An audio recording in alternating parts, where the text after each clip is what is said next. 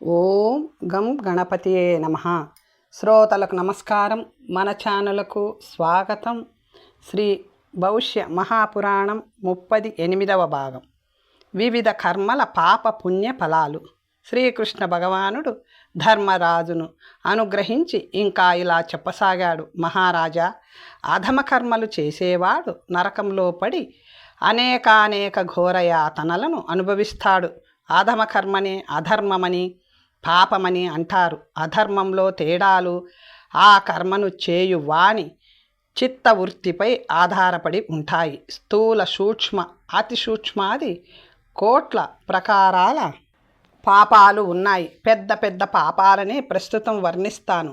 పరశ్రీ చింతనం, ఇతరులకు కీడు చేయాలనే ఆలోచన, అకార్యాలు చేయాలనే ఆసక్తి, ఈ మూడు అభినివేశాలు మానసిక పాపాలు. అడ్డు ఆపు లేని పేలాపన, ఎదుటి మనిషిని బాధించే వాగుడు, అప్రియాలను అసత్యాలను పలకడం, పరనింద కొండెములు చెప్పి జగడములు పెట్టుట, ఇవి వాచిక పాపాలు. అభ్యక్ష భక్షణం, హింస, సమయమనం లేని నియమం లేని జీవితం గడపడం, పరధన హరణం, ఇవి కాయక శరీరక పాపాలు. పైన చెప్పిన 12 రకాల పాపాల వల్ల నరక ప్రాప్తి తప్పదు. వీటిలో అనేక భేదాలు ఉన్నాయి. స్థితిలయకారకులైన విష్ణుదేవ మహాదేవులను ద్వేషించేవారు ఘోర నరకంలో పడతారు. బ్రహ్మహత్య, సురాపానం, బంగారాన్ని దొంగలించడం, గురుపత్నిని గమనం, ఇవి మహాపాతకాలు. ఈ మహాపాతకాలతో కలిసి మెలిసి తిరగడం 5వ మహాపాతకం. వీరంతా నరకానికి పోతారు. ఉపపాతకాలు ఇదివరకే చెప్పబడ్డాయి. మహారాజా, యమధర్మరాజు గారి సభలో చిత్రగుప్తాదులు శుభాశుభ కర్మల వివేచన చేస్తారు. జీవి జాగ్రత్తగా జీవిస్తూ శుభకర్మలనే గావించాలి. ఆపై నారకీయ శిక్షను, నారకీయ మార్గాలను కూడా శ్రీకృష్ణుడు చెప్పాడు. అవి అదే పురాణంలో బ్రహ్మపర్వంలో ఇలా చెప్పబడ్డాయి. ఇక యమలోకం ఎలా ఉంటుందో అక్కడి సిబ్బందితో సహా చెప్పసాగాడు వాసుదేవుడు. యమరాజుకి సమీపంలోనే కాలాగ్ని సమాన క్రూర కృష్ణ వర్ణ మృత్యుదేవత ఉంటాడు. ఈ నల్లని పెనుగొండ వంటి భయంకరాకారుని పరివేష్టించి కాలయముని భయంకర శక్తులు, రోగాలు అనేక రూపాలను ధరించి ఉంటాయి.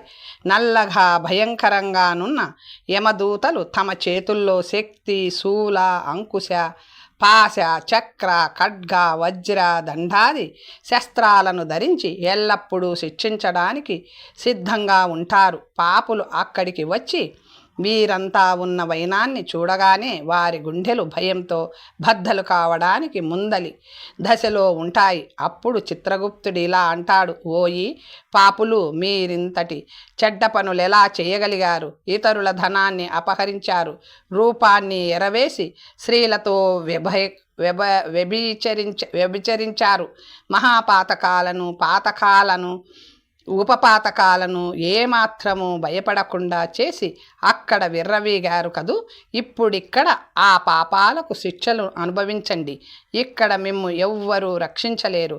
ఇలా చెప్పి చిత్రగుప్తుడు యమదూతల వైపు చూడగానే ఆ కింకరులు ఆ పాపకర్మలను గొనిపోయి ముందుగా నరకలోకంలో ప్రజ్వరిల్లుతున్న అగ్నిలోకి విసిరివేస్తారు. 7వ పాతాళంలో ఘోరాంధకారం మధ్య దారుణమైన నరకాలు 28 కోట్లు ఉన్నాయి. జీవులు యాతనలను అనుభవించవలసినది ఎక్కువగా అక్కడే. పాపులను యమకింకరులు ఎత్తైన వృక్షాల కొమ్మలకు వ్రేలాడదీస్తారు. చాలా బరువున్న ఈనప కడ్డీలను కాళ్లకు కడతారు. వాటి బరువు శరీరాన్ని క్రిందికి లాగుతూ ఉంటుంది. ఎముకలు విరుగుతూ ఉంటాయి. ఒక్కొక్క మారు వచ్చే నొప్పికి వారు చేసిన ఒక్కొక్క పాపం గుర్తు వస్తూ ఉంటుంది. బాగా కాల్చిన ముళ్ళు గల లోహ దండాలతో, కొరడాలతో కొడతారు. విషసర్పాలతో కరిపిస్తారు. భరించలేని బాధతో పాపులు రోదిస్తారు, అరుస్తారు. ఎంత బాధ కలిగినా ఆ బాధ పెరుగుతూ ఉంటుందే కానీ సృహ తప్పదు, ప్రాణం పోదు.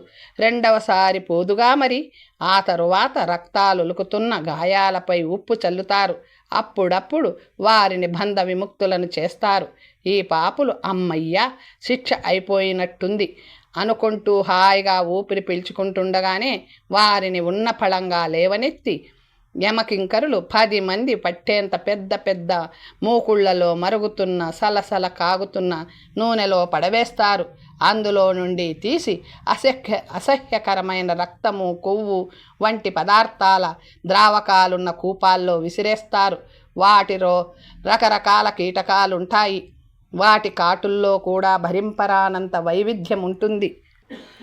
లోహపు ముక్కులున్న కాకులు, కుక్కలు, పాపులు శరీరాలను పిక్కు తింటాయి.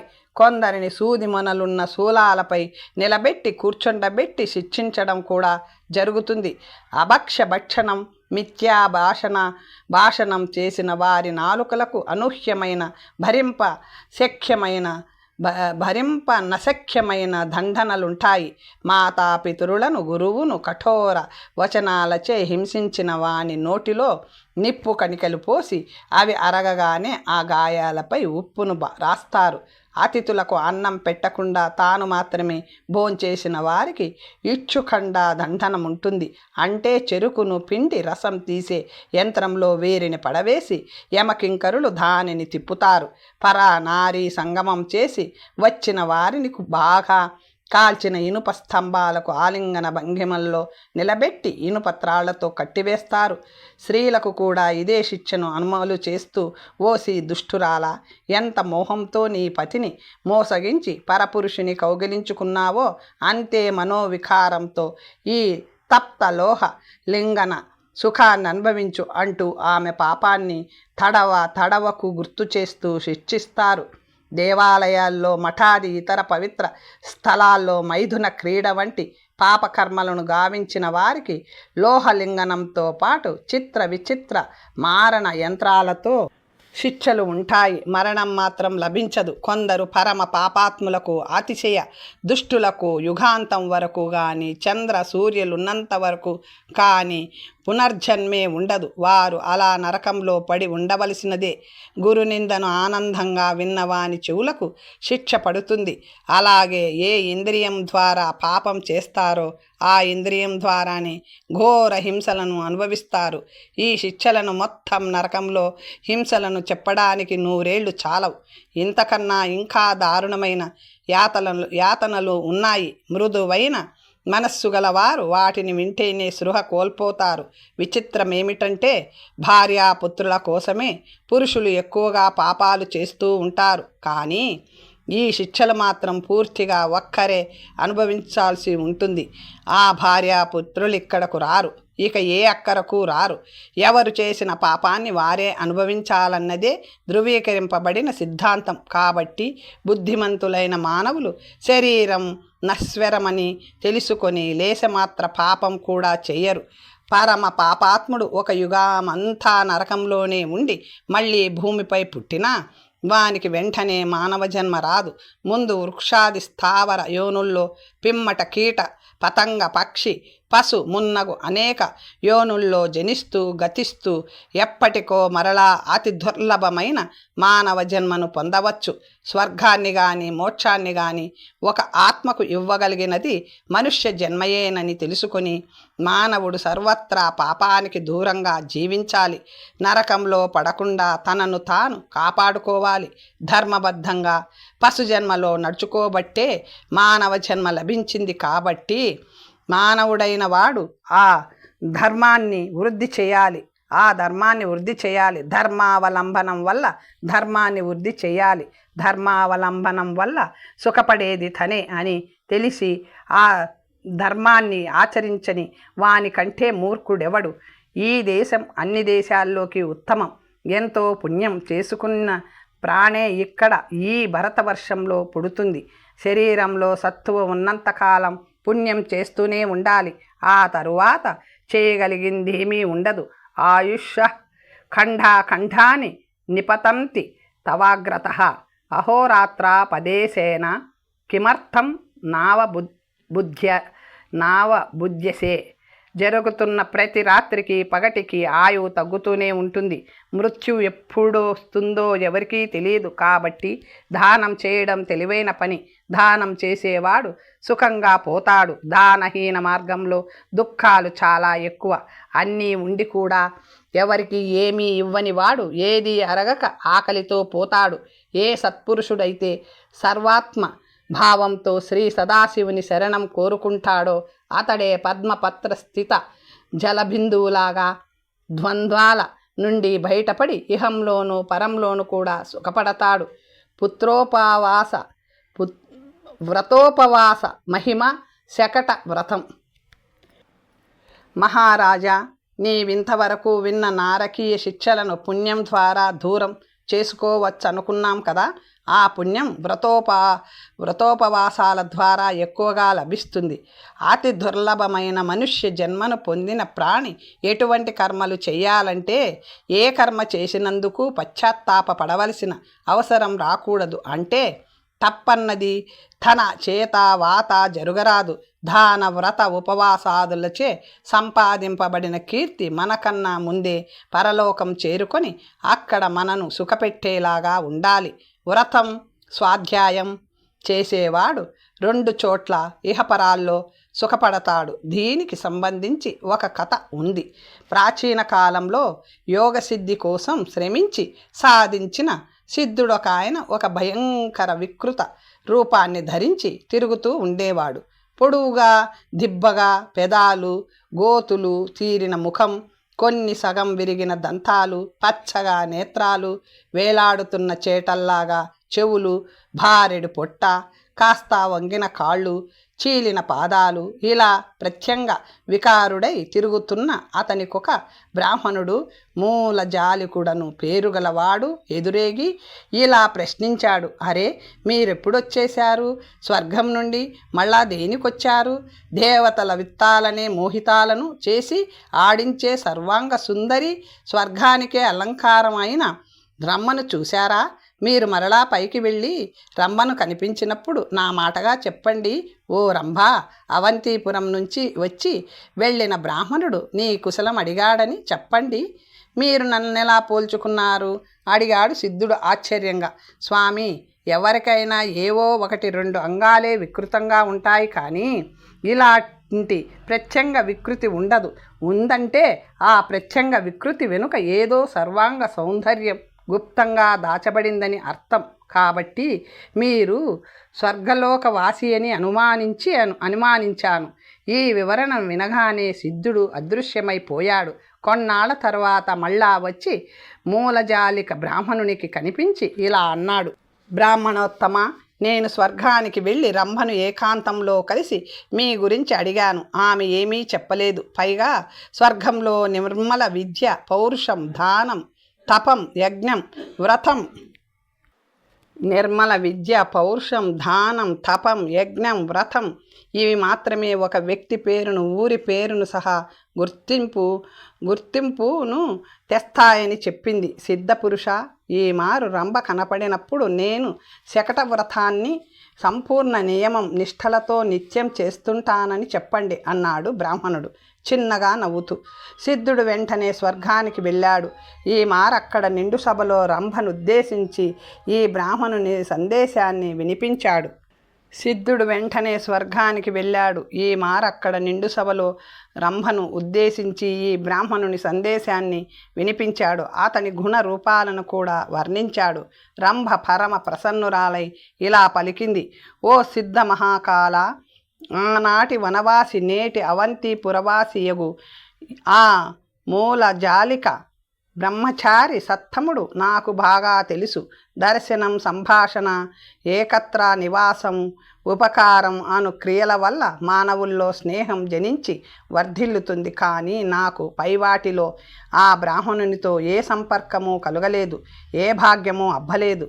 నామమాత్ర శ్రవణం, శకట వ్రతం అతని వల్ల నాకు స్నేహాన్ని కలిగించి పెంచాయి. ఆమె వెంటనే దేవేంద్రుని సమీపానికి పోయి తనకు ఆ బ్రాహ్మణుని పట్ల కలిగిన అనురక్తిని, అతని తపశ్శక్తిని వివరించింది. ఇంద్రుడు కూడా ప్రసన్నుడై తన దూతలను పిలిచి, మీరు వెంటనే ఆ బ్రాహ్మణుని కడకు పోయి అతనిని సర్వమూల్య విచిత్ర వస్త్రభూషణాలంకృతిని చేసి దివ్య వైభవోపేతమైన విమానంలో నా వద్దకు కొనిరండు అని ఆజ్ఞాపించాడు. అతనిని ఎంతో ఆదరంతో చూసుకున్నాడు. కాబట్టి ధర్మనందన, ఇది శకటవ్రత మహత్యం. దీనిని నేను సంక్షిప్తంగానే చెప్పాను. దృఢ వ్రతి అయిన పురుషునికి రాజ్యలక్ష్మి వైకుంఠలోకం సకల మనోవాంఛిత ఫలాల వంటి దుర్లభ యోగాలన్నీ కాడు సులభంగా ప్రాప్తిస్తాయి. సదా సత్పరాయణుడైన పురుషుడు ఇందువల్లనే వ్రత సంలగ్న జీవనుడు కావలసి ఉంటుంది. తిలక వ్రత మహత్యం. చిత్రలేఖ చరిత్ర. పరంధామ, మన శాస్త్రాలలో బ్రహ్మ, విష్ణు, శివ, గౌరీ, గణపతి, దుర్గా, సోమ, అగ్ని, సూర్యాది దేవతలకు ప్రసన్నం చేసుకోవడానికి ఉపకరించు వ్రతాలన్నీ నిర్దిష్టంగా చెప్పబడినవని విన్నాను.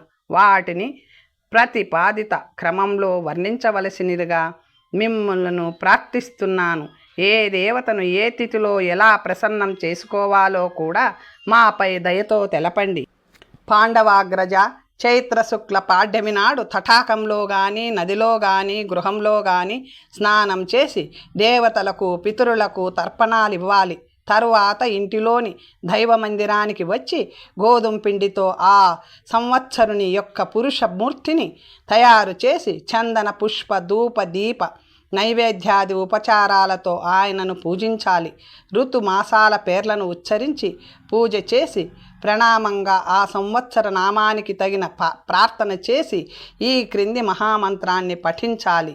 సంవత్సరోసి, పరివత్సరో, సీదావత్సరోసి, ద్వత్సరోసి, వత్సరోసి, ఉషస్సస్తే, కల్పాంత మహోరాత్రాస్తే, కల్పాంతమర్థ మాసస్తే, కల్పాంతాం మాసాస్తే, కల్పతాం మృతవస్తే, కల్పాంత సంవత్సరస్తే, కల్పతాం ప్రేత్య ఏత్యై సంచాంచ ప్రచసారయ సువర్ణ చిదసితయా దేవతయా గిరస్వద్ధ్రువ సీద. అప్పుడా ప్రతిమకు వస్త్రాన్ని అలంకరించి ఫల పుష్ప మోదకాదులతో పూజించి నైవేద్యం పెట్టి చేతులు జోడించి, దేవా, నీ అనుగ్రహం వల్ల నాకు ఈ సంవత్సరం సుఖంగా గడవాలిగాక అని ప్రార్థించాలి. ఇలా చెప్పి బ్రాహ్మణునికి యథాశక్తి దక్షిణనిచ్చి ఆ రోజు నుండి నిత్యం నుదుటిపై చందనాన్ని ధరించాలి. ఈ ప్రకారం వ్రతం చేస్తే స్త్రీ పురుషులు దాని ప్రభావం వల్ల ఉత్తమ ఫలాలను అందుతారు. ఈ చందన తిలకం భూత, ప్రేత, పిశాచ, గ్రహ, దాకిని శత్రుబాధలను పారద్రోలుతుంది. యమకింకరులు కూడా ఈ తిలకానికి భయపడి పారిపోయినట్లు చెప్పే ఇతిహాసం ఒకటి ఉన్నది, విను. పూర్వకాలంలో శత్రుంజయుడని ఒక రాజు ఉండేవాడు. అతని భార్య పేరు చిత్రలేఖ. ఆమె అత్యంత సదాచారిణి. ఈ వ్రతాన్ని బ్రాహ్మణుల ద్వారా సంకల్పమునందుకొని ప్రప్రథమంగా చేసిందామెయే. దీని ప్రభావం వల్ల వాళ్లకు ఒక పుత్రుడు పుట్టాడు. చిత్రలేఖ మహారాణి నిత్యము సంవత్సర పూజను చేస్తూనే ఉండేది. ఆమె లలాటం ఎల్లప్పుడూ ఆ తిలకంచే శోభిస్తూనే ఉండేది. ఆ తిలక ప్రభావం వల్ల ఆమె వద్దకు వచ్చే వారందరూ ఆమె పట్ల గౌరవ ఆధారాలను మాత్రమే చూపగలిగేవారు. కొందరు ఆమె కన్నా అన్ని విధాలా పెద్దవారు ఆమెతో గొడవ పెట్టుకోవడానికి వచ్చి కూడా తిలకాలంకృత లలాటాన్ని చూడగానే పులుల వలె వచ్చిన వారు పోయేవారు. ఇలా ఉండగా ఒకరోజు రాజుగారి పట్టపు టేనుగు పిచ్చెత్తిపోయి రాజుగారినే పొడిచి చంపేసింది. సరిగ్గా అదే సమయానికి విపరీతమైన శిరోవేదనతో మెదడు పగిలి రాకుమారుడు మరణించాడు. రాణి చిత్రలేఖ ఇద్దరి శవాలకు సమీపంలో శోక విహల్వ అయి కూర్చుని ఉన్నది. యమకింకరులు వారి ప్రాణాలను కొనిపోవడానికి వచ్చారు. కానీ రాణిగారి నుదుటిపైనున్న అద్భుత వ్రతఫల చిహ్నమైన తిలకాన్ని చూసి ఆమె సౌభాగ్యాన్ని చెడగొట్టే ధైర్యం లేక వెనుకకు మరలిపోయారు. వెంటనే రాజుగారు రాకుమారుడు నిద్ర నుండి లేచిన వారి వలె కూర్చున్నారు. వారి శరీరాలు కాంతివంతములు కాగా వారు మరింత ఆరోగ్యవంతులైనారు. మహారాజా, ఈ పరమోత్తమ వ్రతాన్ని నాకు పరమేశ్వరుడు ఉపదేశించాడు, నేను నీకు ఉపదేశించాను. ఈ తిలక వ్రతం అన్ని దుఃఖాలను హరిస్తుంది. దీనిని భక్తిపూర్వకంగా చేసిన వారు చిరకాలము ఇక్కడ అన్ని భోగాలను అనుభవించి దేహాంతంలో బ్రహ్మలోకానికి చేరుకుంటారు. అశోక కరవీర వ్రత మహత్యాలు. అశోక కరవీర వ్రత మహత్యాలు. యుధిష్ఠిర మహారాజా, ఆశ్వీజ శుక్ల పాడ్యమి నాడు గంధ పుష్ప ధూప దీప సప్త ధాన్యాలతో ఫలాలు, కొబ్బరికాయలు, లడ్లు మున్నగు నైవేద్యాలతో అందమైన చిగురుటాకులతో శోభించు అశోక వృక్షాన్ని పూజించేవారు అక్షరాల అశోకులే, దుఃఖమన్నది లేనివారే కాగలరు. ఈ క్రింది మంత్రాన్ని చదివి అశోక వృక్షానికి అర్ఘ్యమిచ్చి ప్రార్థించాలి. పితృభాతృపతి శ్వశ్రు శశురాణాం తైవచ అశోక శోక శమనోభవ సర్వత్రా నః కులే. వస్త్రంతో అశోకాన్ని చుట్టి పతాకాలతో అలంకరించాలి. వస్త్రంతో అశోకాన్ని చుట్టి పతకాలతో అలంకరించాలి. ఆ వ్రతాన్ని భక్తిపూర్వకంగా గావించే శ్రీ దమయంతి స్వాహ వేదవతి సతీదేవిల వలె పతికి అతి ప్రియ పత్ని అవుతుంది. మన వనగమనంలో సీతాదేవి అశోక వృక్షానికి భక్తిపూర్వకంగా గంధ పుష్ప ధూప దీప నైవేద్య తిల అక్షతాదులతో పూజను గావించి ప్రదక్షిణం చేసి వనవాసాన్ని మొదలెట్టింది. తిలలు, అక్షతలు, గోధుమలు, ఆవాలు మున్నగు వాటితో అశోక వృక్షాన్ని పూజించి మంత్ర సహిత వందనాలు చేసి ప్రదక్షిణానంతరం బ్రాహ్మణులకు దక్షిణలిచ్చే స్త్రీలు శోకముక్తులై చిరకాలం పతితో సంసార సుఖాలను అనుభవించి దేహాంతంలో గౌరీలోక ప్రాప్తిని పొందుతారు. ఈ అశోక వ్రతం అన్ని ప్రకారాల శోకాల్ని, రోగాల్ని రూపుమాపుతుంది. మహారాజా, ఇదే విధంగా జ్యేష్ఠ శుక్ల పాడ్యమి నాడు సూర్యోదయ సమయంలో అత్యంత మనోహర ఉద్యానవనంలో వేయబడిన కరవీర అంటే గన్నేరు వృక్షాన్ని పూజించాలి.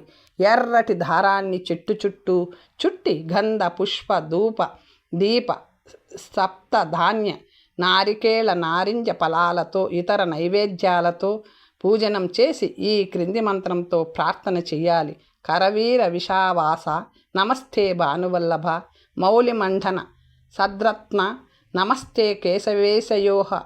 ఆ తరువాత అకృష్ణే నరజా సావర్ధమానో నివేశయన్నమృతం మర్త్యంచ హిరణ్యయేన సవితారథేన దేవో యాతి భువనాని పశ్యన్ అనే వేదమంత్రంతో కూడా ప్రార్థన చేసి బ్రాహ్మణుని దక్షిణలతో సంతృప్తిపరచి వృక్షానికి ప్రదక్షిణ చేసి ఇంటికి వెళ్ళాలి. అరుంధతి, సావిత్రి, సరస్వతి, గంగా, దమయంతి, అనసూయ, సత్యభామాది సర్వ సౌభాగ్యములు నవ్విన పతివ్రతలు కూడా సూర్యదేవుని ప్రసన్నత కోసం, సూర్యలోక ప్రాప్తి కోసం ఈ వ్రతాన్ని చేసి కృతకృత్యులైనారు. కోకిలావ్రత విధానం మహత్యం. భగవాన్ స్త్రీలకు తమ పతుల నుండి పరస్పరం విశుద్ధమైన ప్రేమ 10 కాలాల పాటు విలసిల్లాలంటే వారు ఏ వ్రతం చేయాలి? ధర్మరాజా, యమునా తటంపై మధురయ్యను పేరుగల సుందర నగరం ఒకటి ఉన్నది కదా. అక్కడ త్రేతాయుగంలో శ్రీరామచంద్రుడు శత్రుఘ్నుని మహారాజ పదవిలో ప్రతిష్ఠించాడు. అతని భార్య కీర్తిమాల. అన్ని రామాయణాల్లో ఆమె పేరు శృతకీర్తి అనే చెప్పబడింది. ఆమె గొప్ప పతివ్రత. ఒకనాడు ఆమె తమ కులగురువైన వశిష్ఠ మహర్షిని, గురుదేవ, నాకు అఖండ సౌభాగ్యప్రదమైన వ్రతాన్ని ఉపదేశించండి అని ప్రార్థించింది. పుత్రి, కళ్యాణ కామిని, పెండ్లిని కోరుకునేది అనే అర్థం ఇక్కడే కాదు, ఎక్కడా లేదు. అయినా శ్రీ ఆషాఢ పూర్ణమి నాడు సాయంత్రం ముందుగా తాను శ్రావణమాసమంతా నిత్య స్నాన, రాత్రి భోజన, భూశయన, బ్రహ్మచర్య, పాపి విధూర నియమాలను పాటిస్తూ భూతదయను కలిగి ఉంటానని సంకల్పం చెప్పుకోవాలి. మరునాడు పెందలకడనే లేచి సర్వ సంభారాలను పట్టుకొని నది లేదా సరోవర తీరాన్ని చేరుకొని అక్కడే పండ్లు, పండ్లు తోముకొని సుగంధిత ద్రవ్యాలను తిలలు సిరకలతో శాస్త్రోక్తంగా అభ్యంగన స్నానాన్ని చెయ్యాలి. ఈ విధంగా 8 రోజుల పాటు గావించి ఆ తరువాత సర్వ ఔషధులతో కూడిన ముద్దతో మరొక 8 రోజులు అభ్యంగన స్నానం ఆచరించాలి. మిగిలిన రోజుల్లో వచయుక్త అభ్యంగన స్నానాలు చెయ్యాలి. స్నానానంతరం సూర్యభగవానుని ధ్యానించాలి. అప్పుడు నువ్వులను పిండి చేసి దానితో కోయిల పక్షి ఆకారాన్ని మూర్తిని తయారు చేసి దానికి రక్తచందనం, చంపక పుష్పాలు, పత్రాలు, తిలలు, బియ్యం, దూర్వ, ధూప దీప నైవేద్యాలతో పూజ చేసి ఈ క్రింది మంత్రం ద్వారా ప్రార్థించాలి. తిలసహే తిల సౌఖ్యే తిలవర్ణే తిలప్రియే సౌభాగ్య ద్రవ్య పుత్రాంచ దేహిమే కోకిలే నమః కోకిలే నమః. ఇలా పూజ చేసి ఇంటికి వచ్చి భోజనం చేయాలి. ఈ విధంగా వ్రతానుష్ఠానం చేసి 1 రోజులు పూర్తయిన అనంతరం తిలాపిష్టంతో కోకిల బొమ్మను తయారు చేసి దానికి రత్ననేత్రాలను, బంగారు రెక్కలను అమర్చి రాగిరేకుపై ప్రతిష్ఠించాలి. పూజ అనంతరం దానిని దక్షిణా సహితంగా వస్త్రం, ధాన్యం, బెల్లంతో పాటు మామగారికి కానీ, దైవజ్ఞునికి కానీ, పురోహితునికి కానీ, బ్రాహ్మణునికి కానీ దానం చెయ్యాలి. ఈ పద్ధతిలో కోకిలా వ్రతాన్ని చేసిన నారీమణి 7 జన్మల వరకు సౌభాగ్యవతిగా వర్ధిల్లుతుంది. చివర ఉత్తమ విమానంలో గౌరీలోకాన్ని చేరుకుంటుంది అని చెప్పాడు వశిష్ఠుడు. ఆయన చెప్పిన విధంగా చేసి తరించింది కీర్తిమాల. ఆ తరువాత ఎందరో స్త్రీలు ఈ వ్రతాన్ని ఆచరించి సుఖ సౌభాగ్యాదులను పొందారు. బృహత్పోవ్రత విధానం ఫలం. పాండవాగ్రజ, ఇప్పుడు నీకు సర్వపాప నాశకమై సుర అసుర ముని ప్రవరులను కూడా దుర్లభమైన బృహత్ తపోవ్రత విధానాన్ని వినిపిస్తున్నాను మహారాజా. ఈ వ్రతాన్ని ఆశ్వయుజ పూర్ణమి నాడు ఆత్మశుద్ధి పూర్వకంగా ఉపవాసం చేసి రాత్రి నీటితో కలిపిన పాయసంతో భోజనం చేయాలి. మరునాడు వేకువనే లేచి పవిత్రులై ఆచమనం చేసి బిల్వవృక్షపు పుల్లతో అంటే మారేడు పుల్లతో పళ్ళు తోముకోవాలి. అనంతరం ఈ మంత్రం పరస్పరంగా మహాదేవుడైన శివుని ప్రార్థించాలి. అహం దేవవ్రతమిదం కర్తుమిచ్చామి శాశ్వతం తవ యజ్ఞాయ మహాదేవ యథా నిర్వహతే కురుహు. 16 ఏళ్ల పాటు నియమపూర్వకంగా ప్రతి పాఠ్యమి నాడు ఈ వ్రతాన్ని చేయాలి. ప్రతి మార్గశిర పాడ్యమికి ఉపవాసం చేసి గురుజనుల ఆదేశం మేరకు భక్తిగా శివపూజ నొనరించి రాత్రి దీపాన్ని వెలిగించి మహాదేవునికి నివేదించాలి.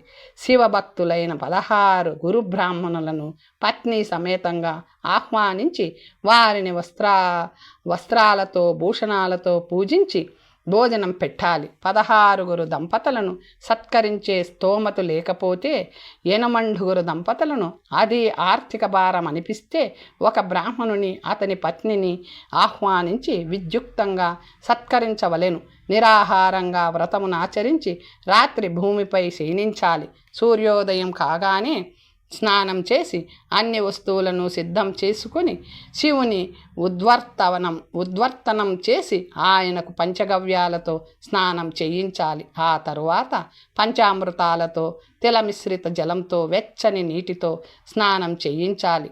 అప్పుడు కర్పూర చందనాదులను పూసి కమలాది ఉత్తమ పుష్పాలతో పూజించాలి. వస్త్ర పతాక వితాన ధూప దీప ఘంటాది సేవనలు ఆచరించి రకరకాల నైవేద్యాలను నీలకంఠునికి సమర్పించి అగ్నిని ప్రజ్వలింపజేసి ఈ సామాగ్రితోనే హవనం చెయ్యాలి. ఇంటి లోపలి భాగానికి వచ్చి పంచగవ్యాలను నోట్లో వేసుకొని ఆచార్యునికి వీలైనంత మంది గురువులకు భోజనం పెట్టిన తరువాత వ్రతి తన బంధువులతో కూడుకొని మౌనంగా భోంచేయాలి. తరువాత స్వర్ణ వస్త్రాదులను బ్రాహ్మణులకు సమర్పించి వ్రతంలో తేడాలుంటే క్షమించండని వేడుకోవాలి. శివుడు వారిలో ప్రవేశించి మన్నిస్తాడు. నిర్ధనులు ఏ ద్రవ్యానికి బదులుగానైనా పూలు, నీళ్లు వాడవచ్చు. శ్రద్ధయే ముఖ్యం. ఈ వ్రతానికి ఫలం వెంటనే కనిపిస్తుంది. 16 సంవత్సరాలైనాక పారణ దినం నాడు శివపూజను చేసి బంగారపు కొమ్ము, వెండి మంచపు కోడు, గంట, కంచు పాత్రలను మహాదేవ నిమిత్తమై ఒక మహాశివభక్తుడైన బ్రాహ్మణునికి ఇవ్వాలి. ఆ తరువాత 16 బ్రాహ్మణులను యథాశక్తి వస్త్ర భూషణాదులతో సత్కరించి పూజించి మధుర ఉత్తమ పదార్థాలతో భోజనాలు పెట్టాలి. దానాలు మనసు విప్పి చెయ్యాలి. అంధులకు దీనులకు అన్ని దానాలు చెయ్యాలి. తగినంత సంపద ఉండి కూడా దానం చేయనివాడు మూఢబుద్ధి. వానికి వ్రతఫలం దక్కడం కష్టమే. శ్రద్ధగా అన్ని పూజలు దానాలు చేస్తే బ్రహ్మహత్య వంటి మహాపాతకాలను కూడా దగ్ధం చేసే శక్తి ఆ బృహ తపోవ్రతానికి ఉన్నది. స్త్రీలలో సుహాసినులు చేస్తే ఇక పతి నుండి ఎడపాటన్నది ఉండదు. విధవలు ఆచరిస్తే ఇక ఏ జన్మలోనూ వైధవ్యము ఉండదు. 16 ఏళ్ళు నియమ నిష్టలతో భక్తి శ్రద్ధలతో ఈ వ్రతాన్ని చేసిన వారు దేహాంతంలో సూర్యమండలాన్ని ఛేదించుకుపోయి పరమేశ్వరుని లోకం చేరుకుంటారు. జాతి స్మర భద్ర వ్రత ఫలం విధానం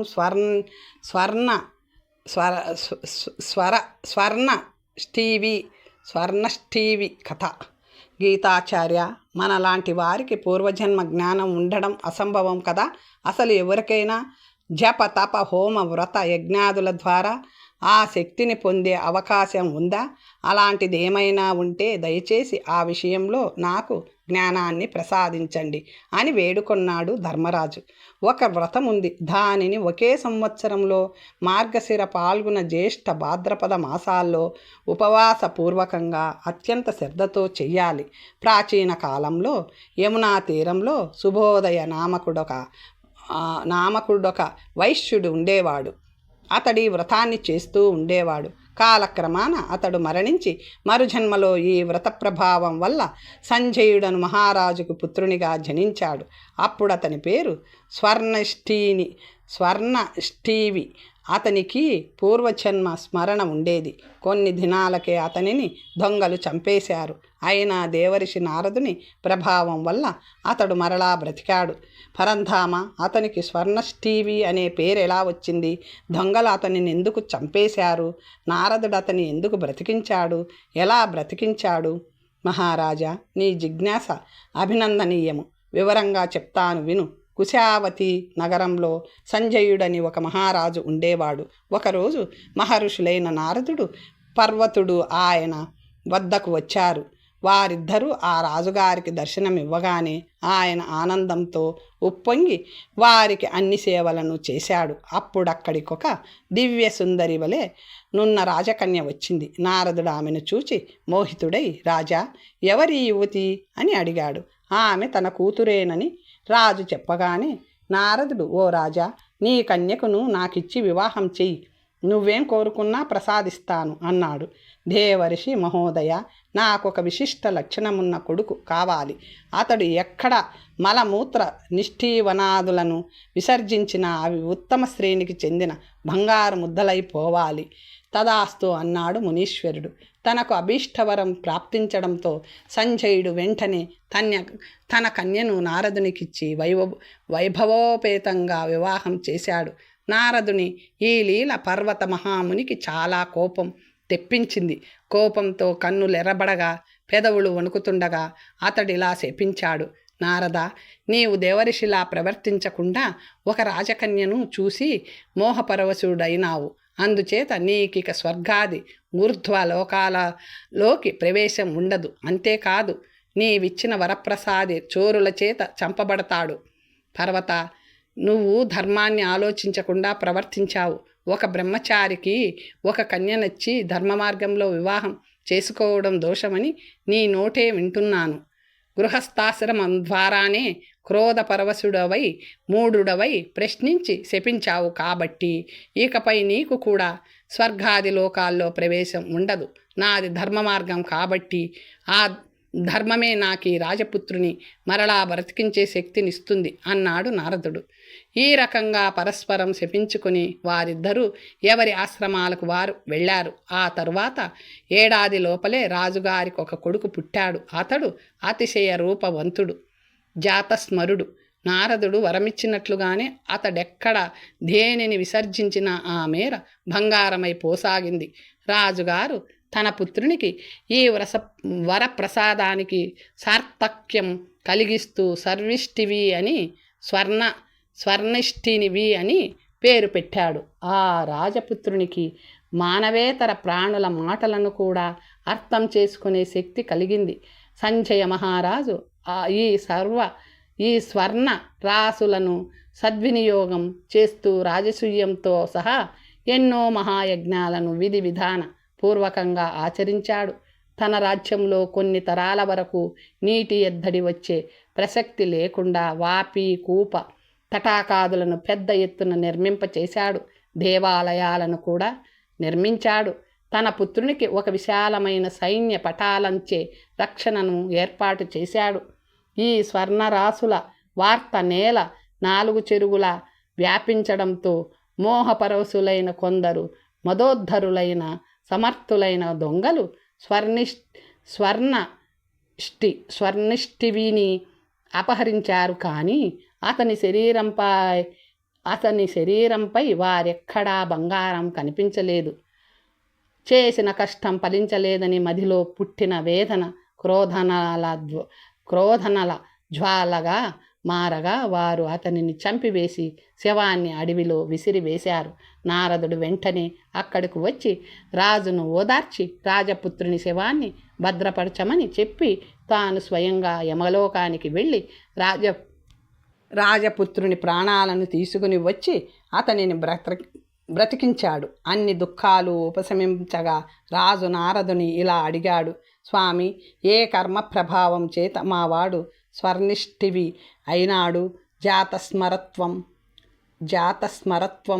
ఏ కర్మ ప్రభావాన ప్రాప్తించింది?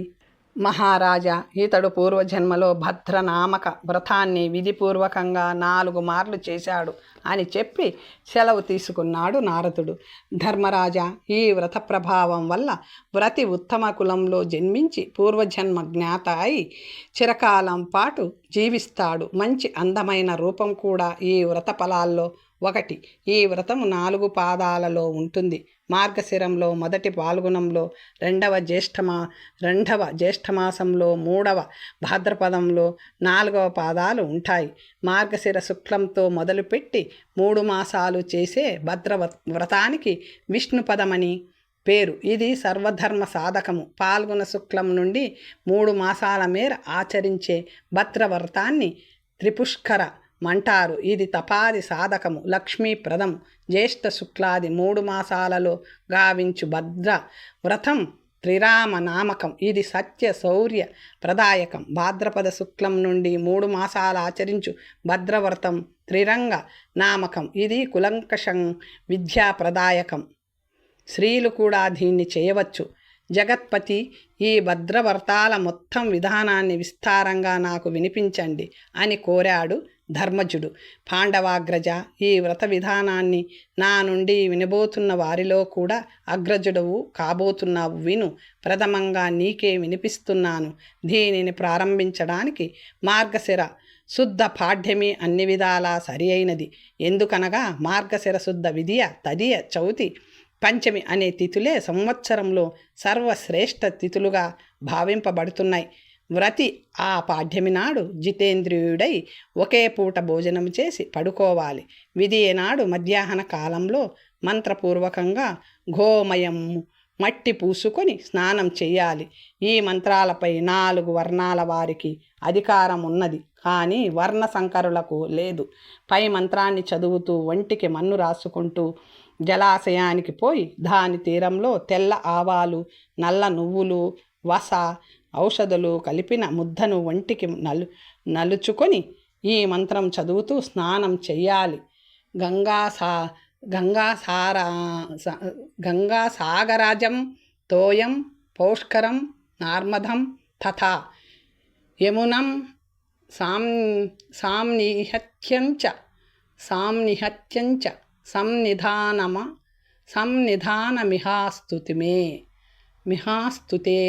మిహాస్తుతు మే. స్నానానంతరం శుద్ధ వస్త్రాలు ధరించి సంధ్యావందనం తర్పణం గావించాలి. అప్పుడు ఇంటికి వచ్చి నియమనిష్టలతో గడుపుతూ చంద్రోదయం దాకా ఎవరితోనూ మాట్లాడరాదు.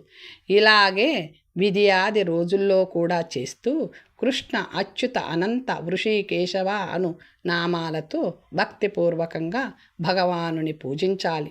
తొలి రోజు భగవానుని చరణార విందాలను, రెండవ రోజు నాభిని, మూడవ రోజు వక్షస్థలాన్ని, నాలుగవ రోజు నారాయణుని మస్తకాన్ని విధిపూర్వకంగా ఉత్తమ పుష్ప ధూప దీప నైవేద్యాలతో పూజించాలి.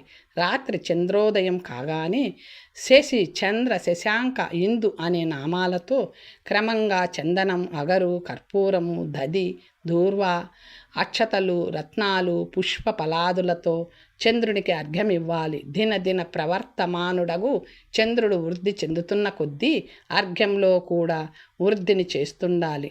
అర్ఘ్యమంత్రం ఇది: భభాసిత దిఘాభోగ రమానుజ నమోస్తుతే. తరువాత బ్రాహ్మణులకు కూడా అర్ఘ్యం ఇవ్వాలి.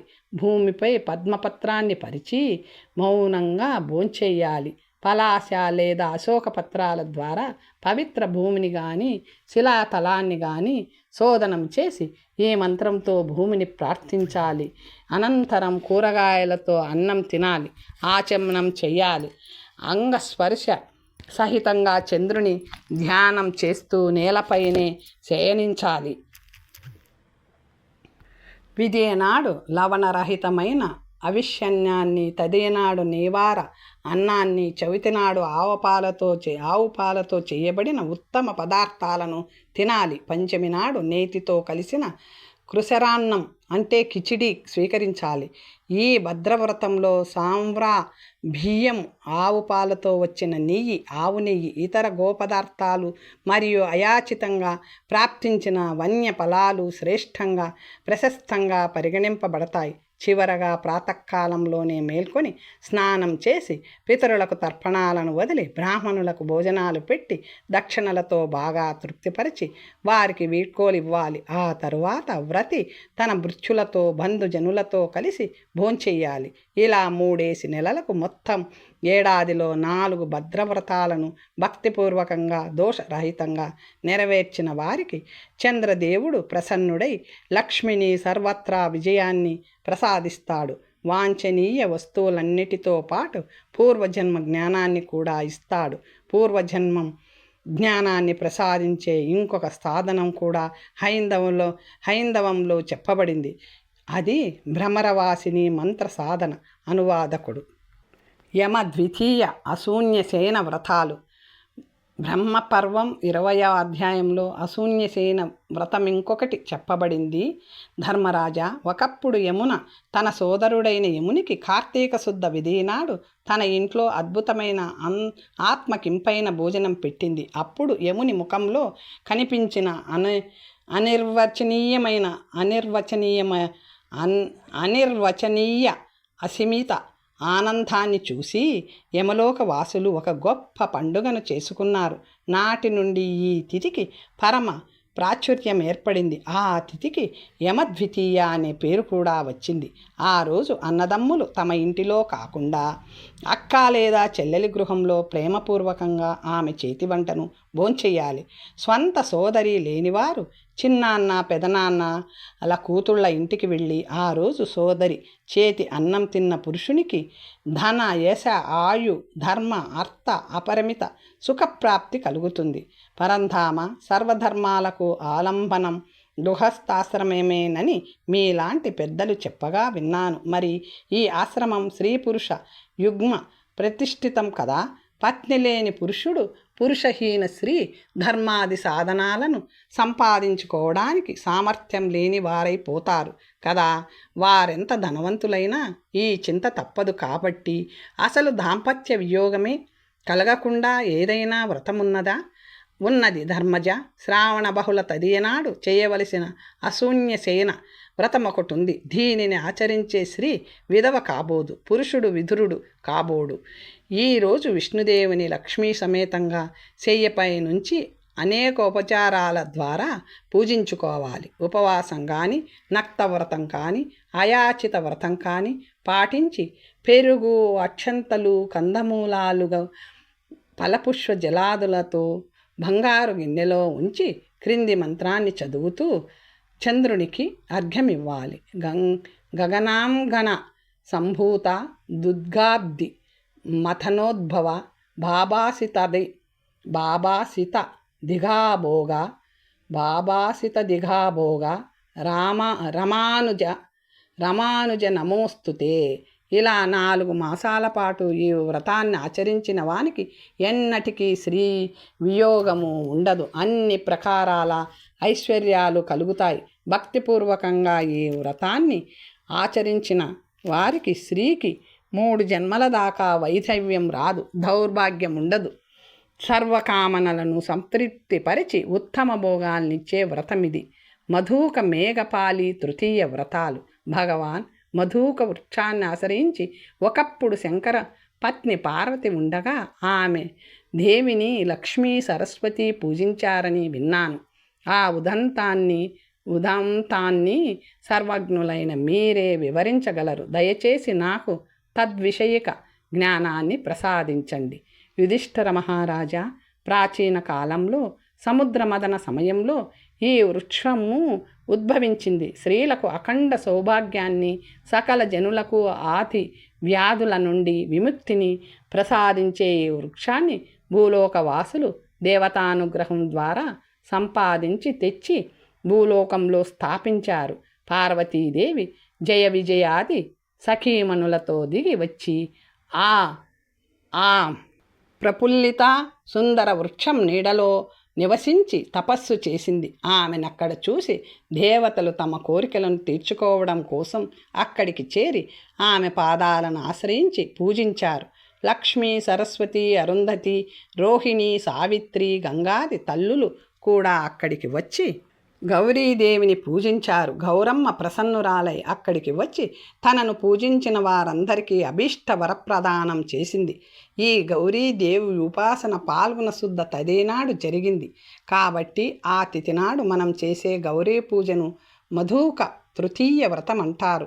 ఇక వ్రత విధానం ఏమనగా, వ్రతులు ఆ రోజు ఉపవాసం చేసి మధువనంలోకి పోయి అక్కడ మధుక వృక్షం క్రింద నిష్ఠగా బ్రహ్మచారిణి, జటాముకుట శోభిత, తపస్యారత, రుద్ర ధ్యాన పరాయణ, తేజోముఖి అయిన పార్వతి ప్రతిమను గోధారథంపై ప్రతిష్ఠించి తెచ్చి ఉంచి దానిని గంధ పుష్ప దీప రక్త చందన కేసర మధుర ద్రవ్య స్వర్ణ మాణిక్యాదులతో పూజించి అఖండ సౌభాగ్యాలను ప్రసాదించుమని కోరుతూ దేవిని ఇలా ప్రార్థించాలి. ఓం భూషితా దేవభూషాచ భూషికా లలితా ఉమా తపోవనా రథా గౌరీ సౌభాగ్యం మే ప్రయచ్చతు దౌర్భాగ్యం మే శమయాతు సుప్రసన్న మనాహ సదా వైధవ్యం కులే జన్మ తదాత్వ పరజన్మని. తరువాత పూలు, జీలకర్ర, ఉప్పు, బెల్లం, నెయ్యి, పూలమాలలు, కుంకుమ, గంధం, అగరు, చందనం, సింధూరం, వస్త్రాలు, దేశీ అంజనాలు, తిలలు, తండులాలు, నెయ్యి కూరిన కుడుములు ఇత్యాది నైవేద్యాలు తీసుకువచ్చి మధుక వృక్షానికి నియమ నిష్ఠలతో పూజ చెయ్యాలి. ఆ తరువాత దానికి ప్రదక్షిణలు చేసి బ్రాహ్మణులకు దక్షిణలు ఇవ్వాలి. ఈ ఉత్తమ తృతీయ వ్రతాన్ని చేసే కన్యకు 3 లోకాల్లోనూ ఉత్తముడైన విష్ణువు లాంటి భర్త లభిస్తాడు. రాజా, ఈ వ్రతం చిరకాలం దాకా ప్రసిద్ధమై ఉంటుంది. ఈ వ్రతాన్ని మొట్టమొదట రుక్మిణీ కన్యగా ఉండగా ఆమె చేత కశ్యప మహర్షి చేయించాడు. ఈ వ్రతాన్ని చేసే స్త్రీ ఏ రోగము లేకుండా సుందరంగా దృష్టి సంపన్న అయి ప్రత్యంగ శోభ తగ్గకుండా చిరకాలం జీవించి దేహాంతంలో రుద్రలోకం చేరుకొని అక్కడ పతితో పాటు దివ్య భోగాలను అనుభవించి అష్టసిద్ధులను పొందుతుంది. ఆ తరువాత ధర్మరాజు అభ్యర్థన మేరకు శ్రీకృష్ణుడు మేఘపాలి వ్రతాన్ని ఇలా ఉపదేశించాడు. ధర్మజ, ఆశ్వీయుజ బహుళ తదియనాడు స్త్రీలు గాని పురుషులు గాని భక్తిపూర్వకంగా సధర్మ ప్రాప్తికై 7 ధాన్యాలతోనూ గోధుమ అంకురాలు లేదా తిల తండుల పిండాలు కలిపి అర్ఘ్యప్రదానం చెయ్యాలి. మేఘపాలి అనేది తమలపాకుతో సమానమైన ఆకులతో మంజరీయుక్తమైన ఎర్రని రంగులో ఉండే ఒక తీగ. ఇది వాటి కలలోనూ, గ్రామాలకు పోయే దారుల్లోనూ, కలాలల్లోనూ గ్రామాలకు పోయే దారుల్లోనూ పెరుగుతుంది. పర్వతాలపై బాగా పెరుగుతుంది. వ్యాపార జీవనులైన వైశ్యులు ధాన్య, తైల, కుంకుమ, స్వర్ణ, అసిత, శర్కర, కుంకుమ పదాదులతో దీనిని వైశ్యులు పూజిస్తారు. మేఘపాలికి అర్ఘ్యమియ్యడం వల్ల మనం తెలిసి తెలియక చేసిన పాపాలన్నీ నశిస్తాయి. శ్రేష్ఠ స్త్రీలు శుభదేశంలో గాని ప్రదేశంలో గాని పుట్టిన మేఘపాలి తీగకు ఫల, గంధ, పుష్ప, అక్షత, నారికేల, ఖర్జూర, కనేర, ధూప, దీప దద్యాదులతోనూ అప్పుడే అంకురించిన ధాన్య సమూహాలతోనూ పూజలు చెయ్యాలి. దానిని ఎర్రటి వస్త్రంతో కప్పి పుప్పడితో అలంకరించాలి. అర్ఘ్యం ఇవ్వాలి. ఆ అర్ఘ్యాన్ని విద్వాంసులైన బ్రాహ్మణులకు సమర్పించాలి. ఈ విధంగా మేఘపాలిని పూజించే వారికి సకల ఐశ్వర్యాలు ప్రాప్తించి సుఖ సౌభాగ్యాలు లభించగా 100 ఏళ్ళు జీవిస్తారు. మరణానంతరం వారు విమానరూఢులై విష్ణులోకానికి చేరుకుంటారు. అంతేగాక తమ పూర్వీకులలో 7 తరాల వారిని తరింపచేసి నరకంలో నున్నవారినైనా సరే స్వర్గానికి పంపిస్తారు. ఈ వ్రతం వల్ల దుఃఖాలన్నీ సూర్యకాంతికి చీకట్ల వల్లే పటాపంచలైపోతాయి. పంచాగ్ని సాధన వ్రతాలు. హే జగద్గురు, ఈ మృత్యులోకంలో ఏ వ్రతం ద్వారా స్త్రీలకు గృహస్థాశ్రమ మనోహరంగా గడిచిపోతుంది? ఏ సాధన ద్వారా పతి ప్రేమను పొందగలుగుతారు అని అర్థించాడు యుధిష్ఠిరుడు. ధర్మరాజు తన పేరుకు తగినట్లుగానే కేవలం క్షత్రియ పురుషుల గురించి మాత్రమే కాకుండా అన్ని వర్ణాల జనుల గూర్చి, స్త్రీలను గూర్చి కూడా ఆలోచించి వారినందరినీ తరింపచేయాలనే కోరికతో నిస్వార్థంగా తన నుండి జ్ఞానాన్ని అర్థించడం చూసి మరింత ప్రసన్నుడైన మాధవుడు ఇలా అనుగ్రహ భాషణాన్ని కొనసాగించాడు. ధర్మరాజా, ఒకప్పుడు కైలాస శిఖరంపై అమ్మ పార్వతి అయ్య శివునితో పరివేష్టించి దేవతలతో మహామునులతో కొలువుతీరి ఉండగా శివయ్య ఇలా అడిగాడు. పార్వతి, నీ వైభవాన్ని చూస్తుంటే అసామాన్యమనిపిస్తుంది. నా జీవిత సర్వస్వం నీవే అన్నంతగా పదాదులనగా చెప్పులు, గొడుగు, గుడ్డ, ఉంగరము, కమండలము, ఆసనము, కుండ, భోజ్య వస్తువులు. ఇక్కడ వనస్పతులు పూజకు విశేష మహత్వ ప్రదానం చేయబడింది. ముఖ్యంగా అథర్వ వేదంలో ఎన్నో ప్రకరణాలలో ఇటువంటి విశేషాలు వర్ణింపబడ్డాయి. నిజానికి ఔషధాలు దేవతలే వాటిని పూజించి సేవించడం వల్ల మానవులు ఆరోగ్యవంతులై ధర్మార్థ సాధకులుగా కాగలరు. ప్రేమను నీవు పొందగలిగావు. ఏ వ్రతం నిన్నింత స్వాధీనపతికను చేయగలిగింది? ఇంత కీర్తిని అర్జించి పెట్టింది? ప్రాణేశ్వర, ఇదంతా మీ అనుగ్రహమే. చిన్నతనంలో నేను రంభావ్రతం చేశాను. నాకు ఆ సంకల్పం కలిగించింది మిమ్మల్ని పొందాలనే కోరికయే. మీ అర్ధాంగిని కావడం ఆ వ్రత ప్రభావం అయితే, స్త్రీలందరికీ స్వామిని కావడం మీ సాంగత్య ఫలం. దేవి, ఈ అరుదైన శుభప్రదమైన వ్రతాన్ని లోకంలోకి పంపించవలసి ఉంది. నీవా అనుష్ఠానాన్ని గూర్చి చెప్పు. ఈ మహానుభావులు దానిని లోకానికి ఉపదేశిస్తారు. స్వామి, నా చిన్నతనంలో ఒకరోజు నేను నా సకులతో కూర్చొని ఉండగా నా తల్లిదండ్రులు మేనాదేవి పేరు ముందుండాలి. హిమవంత మహారాజు మేనాదేవి అక్కడికి వచ్చారు. నా తల్లి నాతో, పుత్రి, నువ్వు సౌందర్య సౌభాగ్య వర్ధకమైన రంభావ్రతాన్ని ఆచరించు. నీకు సౌభాగ్యం, ఐశ్వర్యం, మహాదేవి పదవి ప్రాప్తిస్తాయి. జ్యేష్ఠ శుక్ల తదేనాడు స్నానం చేసి వ్రత నియమానుగ్రహణం చెయ్యి అని చెప్పింది. నేను వెంటనే ఆమె ఆదేశాన్ని అమలు చేస్తానని చెప్పి తదేనాడు ఇలా చేశాను. ముందుగా స్నానానంతరం నాకు నలువైపులా పంచాగ్నులను అనగా గార్హపత్య, దక్షిణ,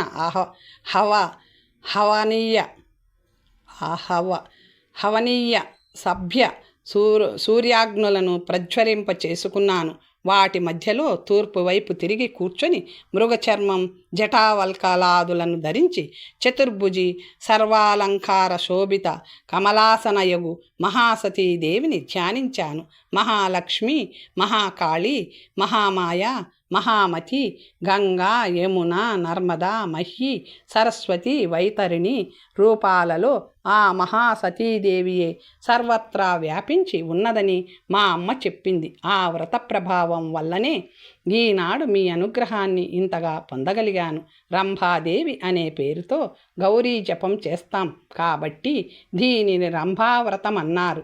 కౌంతేయ, మహాసాధ్వి లోపాముద్ర కూడా ఈ వ్రతం చేసియే అగస్త్య మహాముని ప్రాణేశ్వరి అయినది. ఈ వ్రతాన్ని ఆచరించే స్త్రీ పురుషుల వంశాలు బాగా వృద్ధి చెందుతాయి. ఉత్తమ సంతతి సంపత్తి ప్రాప్తిస్తాయి. దేహాంతంలో శివలోకం కానీ విష్ణులోకం కానీ వారికి నివాసాలు అవుతాయి. ఇక ఈ వ్రతం యొక్క విధానం సంక్షిప్తంగా ఇలా ఉంటుంది.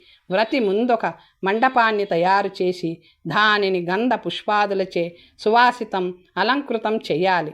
తదనంతరం రుద్రాణి ప్రతిమను యథాశక్తి స్వర్ణాదులతో నిర్మింపచేసి స్థాపించాలి.